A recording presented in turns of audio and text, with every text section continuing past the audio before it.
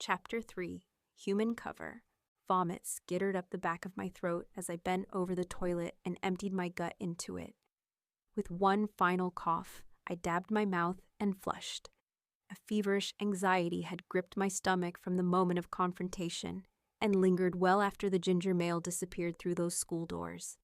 I hadn't been able to stop him. I'd failed. I'd let a thirsty tick walk free. When I finally emerged from the bathroom, sweaty-faced, students were filing out of the classroom. Fear twitched along my arms. I'd have to confront the other two leeches, in this state. I sagged against the wall just outside the bathroom, watching intently. What I saw, however, surprised me. Allie and Kat emerged first. Allie with my backpack slung over one arm. "Hey, you doing okay?" Kat asked, her brows bowing with concern as she examined me. "Do you want some Midol?" Allie set my backpack at my feet. Yeah," I lied, bobbing my head. "Dang, period cramps that bad on the first day of college." Allie shook her head. "That's some pretty bad luck. Do you want to call it a day?" I shook my head. "I have an online class next, so I'll have enough time to recover." "We can head to the library," Kat suggested, as I took a swig from my water bottle to wash down the painkiller she'd given me. "It's just a few blocks from here." "We can take my car," Allie said quickly, glancing once over at my ghostly facade again. "Thanks," I mumbled, taking up my backpack and following. "And here I thought you were chasing Mason Ward to ask him out," Allie chuckled as we stepped into the cool outdoors. "Shows how off my intuition is." "What made you think that?" I asked. "Well, I just figured." Allie blushed, then huffed. "I asked him out our senior year, okay?" And he turned me down. "Me." She threw both her hands out in front of her as if dumping the truth at my feet. That was probably for the best, I thought. "Sorry, Allie." She chuckled awkwardly at the memory, unlocking her car. I slid into the back seat, and sweet cashmere scent puffed into my face from the freshener. I swallowed back further disgust at the artificial scent. "Whatever," she shrugged, turning over the engine. "I thought I saw you casting furtive, flirty glances at each other. My bad. You don't need to bother with them anyway. They're kind of cliquey." Other students flocked to their cars as Allie backed out. "Them?" I echoed, frowning. "You mean the three people in front of us? You got along with Kira just fine." "Actually, that was the first time she's truly talked to me." Allie shook her head, confused. "Never really has before. Hey!" She slammed her palm on her car horn, gritting her teeth at a powder blue Prius that had backed out directly in front of her. The driver, a blonde woman, let her eyes rove carelessly over Allie's car as if it wasn't there. "Speak of the devil," Allie scoffed, releasing the horn. "That's the rest of them." "Rest?" I echoed weakly, then noticed how inhumanly beautiful the woman and her passenger, a darker-skinned male, were. Two new vampires. In the back seat, damn him, was the ginger. He stared evenly back as I glared at him through the windshield of Allie's Suburban. The blonde driver continued to ignore Allie's presence and simply peeled toward the exit. "What's with them?" I asked. "Some clique from high school," Allie shrugged, drawing up the front of her car such that it nearly kissed the back bumper of the Prius. "They thought they were better than everyone. Still do now. Guess some people never outgrow high school.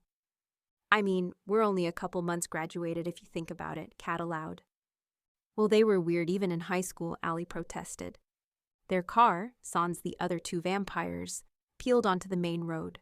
I puffed a sigh. 5 vampires. How sinister. Other than the Theos, I cringed. I hadn't known any vampire covens to maintain a true grouping so large. Such endeavors usually ended in infighting.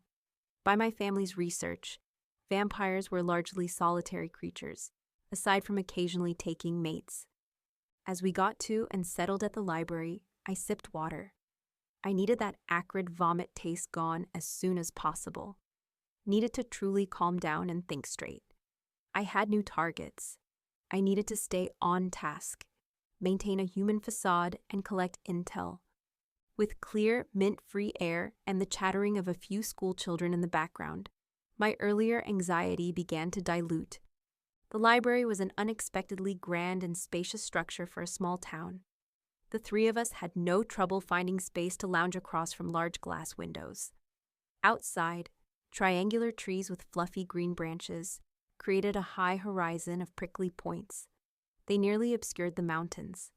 Behind us, natural, uncarved wood columns dotted the area, as if the trees outside had broken through the floor to reclaim the man-made space.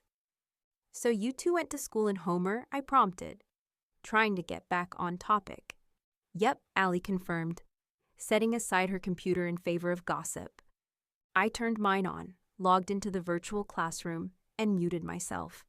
There wasn't likely to be anything of importance shared on day one of classes. Investigation of the supernatural took priority anyway. "You recognized everyone in class this morning, then?" Allie frowned, rubbing her lower lip. "Pretty much. There's some homeschooled kids, or folks from the rural villages that come in, though." "Oh yeah, I noticed a couple native Alaskan folks from Valley Point," Kat seconded. "That's just north of here, though I'm not surprised. They've been engaging with the community here in Homer more often lately. I think they're improving their tourism programs." Well, that didn't seem relevant. I needed info on the vampires. "Who were those people who sat in front of us, and why are they weird?" I asked, then pivoted. "And more importantly, what possessed you to ask that uppity asshole out?" He kind of glared at me while I was headed out behind him. "I mean, if you hadn't noticed, they're kind of attractive." Allie lifted her chin, but blushed furiously all the same. It was probably a combination of pretty privilege and newbie jitters that brought all of them together.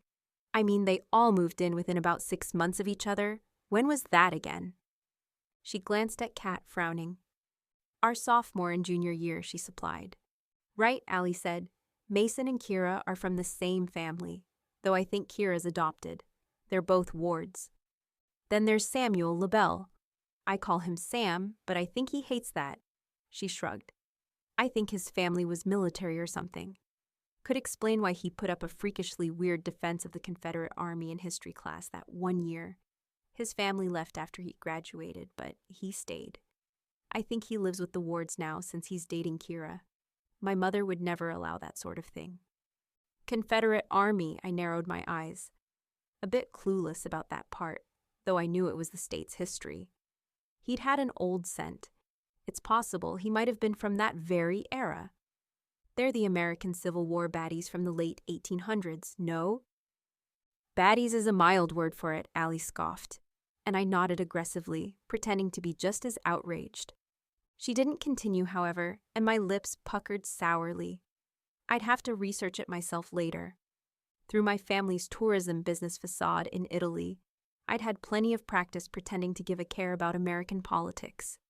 Bruno had liked to stare wordlessly at the more opinionated foreigners until they awkwardly wandered away. Maybe I should have paid more attention. "Then the other two you saw in the car were Anne and Leo," Allie continued, snapping me out of my reverie. "They're engaged, though. I think she's pregnant." Allie grinned conspiratorially as Kat smacked her shoulder. "Don't be rude," Kat scoffed, then turned to me. "They already make the rounds of small-town gossip due to their family situations. They don't need false rumors to." Allie clicked her tongue disdainfully. "Anne deserves it. I was in math classes with her for 2 straight years and saw her roll her eyes every time someone answered wrong." "I heard her mom was really strict," Kat fretted. "We can't be too hard on her." "Her mom never showed up for any school events, did she?" Allie mused for a moment. "All right, mommy issues are fair. But what was Leo's deal?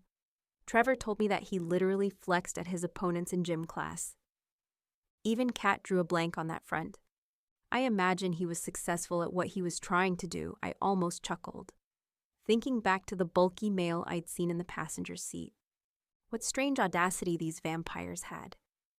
"Kira might not have talked to us too much, but at least she's nice," Kat chimed. "Once, she helped me pick up my binders when my Cull Fletcher booked me." "Kira's a little off too," Allie said skeptically. "Last year, she suggested we have a French Revolution-themed prom, where we'd only serve cake, and at the end, we'd decapitate a papier-mâché Marie Antoinette." That does sound kind of fun, though, I admitted with a sigh. The French Revolution had been a bit before my time, but my father had told me stories about the ghost and demon possessions that had taken place. Our chatter directed attention away from the online writing fundamentals lecture. Although Kat took fleeting notes every once in a while, I learned more names belonging to both human and vampire. I mentally cataloged each away. A familiar tickle in my chest ignited when Allie talked about some high school boy named Trevor. It sounded as though she had affection for him, her tone softening a bit. And I greatly enjoyed local gossip. Kat, on the other hand, was more guarded. Given enough time, I could crack her too. Find out who she liked. Have a little fun playing matchmaker while I was undercover. Focus, I warned myself. But this was focused, in a way. Befriending the girls meant I'd have decent company and cover. If this vampire coven were attempting a permanent settlement, as attending high school and subsequent college suggested, then formulating group hangouts using locals to incorporate them would be essential. Just track and kill them. I frowned at that thought. Normally, yes, I would have initiated a killing strategy. Immediately. But the aberration I'd seen in the ginger's eyes, that silver, gave me pause. Silver was a deliberate color. Impure things, vampires themselves for instance, were warded off by silver, so why had it appeared in his eyes in place of red? I wanted to know. But researching that question might extend the deadline of their deaths. How many human lives would be sacrificed while I sated my curiosity? Bitterness soiled the back of my throat. Forget my curiosity. I had another problem. I'd frozen up at a critical moment earlier. Perhaps I needed a little more time, research or not. 2 weeks then, I decided. I'd study them for 2 weeks before killing them. I'd need time to study their habits anyway, to determine when they were most spread out and vulnerable for picking off one by one. I keyed back into the conversation. Ask Trevor out already, I demanded of Allie with a cheeky smirk. I've just met you and you've brought him up like 5 times. Have not, she argued. That time doesn't count. I was just passing on a recommendation on where to get good winter weather gear. Oh, and because it's got Trev's stamp of approval, it's good quality. Ugh, Allie flopped back in her seat. You're awful. It's high time you met your match, Kat chided her good-naturedly. Whatever, Allie huffed, then frowned. And you know, I've been trying to hint to Trevor that I want to go on a date this weekend. He's just not getting it. Ask him straightforward, I shrugged. No way, she protested, and even Kat went wide-eyed. Well, I guess you're not getting that date then, I said, with mock wistfulness. And here I thought we'd have a couple of high school sweethearts whose wedding I could go to one day. Pity? You're so mean, Allie huffed, though Kat giggled with me at her expense. Allie's expression dimmed then. It didn't work out so well last time. Why would it now? Trevor's not a jerk, Kat supplied. He's just a little dense. You'll get an answer at the least, I shrugged. If the answer's no, you and I can have a date. Sounds good, right? Can I complete the throuple? Kat asked. Yeah, sure, I agreed.